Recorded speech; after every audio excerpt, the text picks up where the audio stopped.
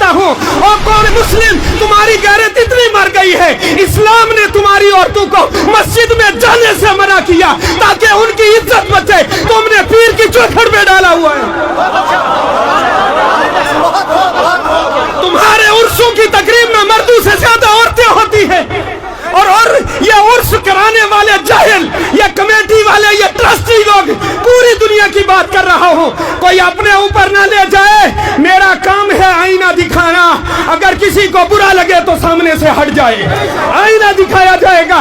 Trustee कहते हैं जनाब अगर औरतों को हटा दिया जाए इनकम कम हो जाएगी।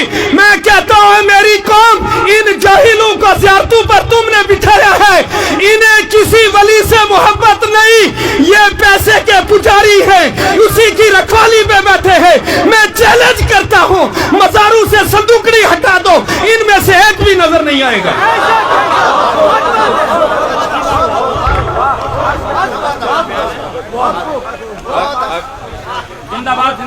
जियारत पर आपने बकरा दिया, खा गया ट्रस्ट का सदर।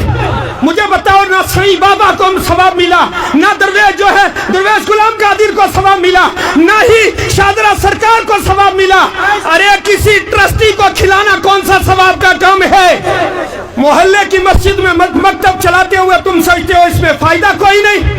याद रख ले, अहले सुन्नत का मौक़िफ़ वाज़ेह है। औलिया इकराम के मज़ार पर जो न्याज़ डाली जाती है इसे मन्नत शरी नहीं कहते, मन्नत उर्फी है। अगर किसी ने मानी काम हो गया तब भी शरीयतन देना वाजिब नहीं है, और वहां देना हराम है जहां दीन का काम ना होता हो। हमारी आदत खराब हो गई है, हम किसी भी ऑफिस में जाए रिश्वत देते हैं। हमने सोचा अल्लाह के वलियों को भी शायद रिश्वत लगती है। संदूकड़ी रखी है, 10 पुलिस वाले खड़े, मैं कह रहा हूं क्यों खड़े? पैसों की हिफाजत के लिए। किसी ज़ियारत पे चोरी हो जाए फिर कहते हैं जी बाबा जी अपने पैसों की हिफाजत नहीं कर सके, हमारा क्या करेंगे? बाबा ने आग लगानी है तुम्हारे पैसों को।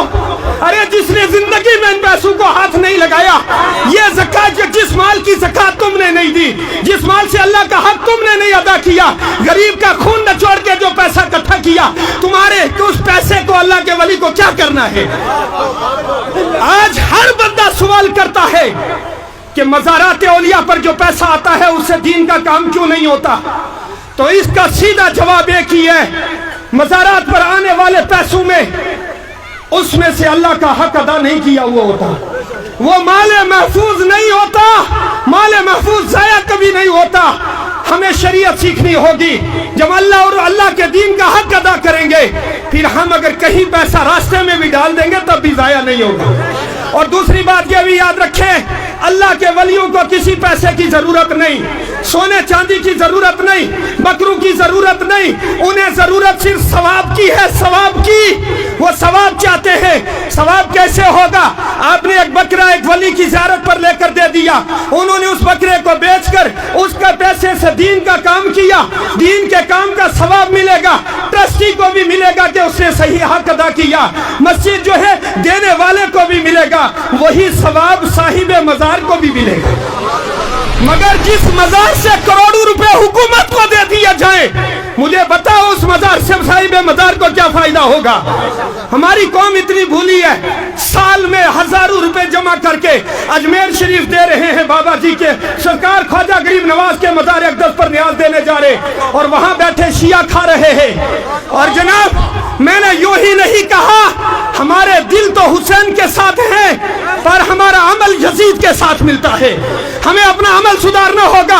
मस्जिद के मौलवी से तुझे नफरत है, मोहल्ले के इमाम से तुझे नफरत है, और रसूलुल्लाह के इश्क का दावा है। अल्लाह के रसूल सल्लल्लाहु अलैहि वसल्लम ने फरमाया ये उलमा अंबिया के वारिस है। अल्लाहु अकबर। फरमाया इसी उलमा की जमात की वजह से अल्लाह बारिशें भी नाजिल करता है और जमीनों में अमन भी कायम करता है।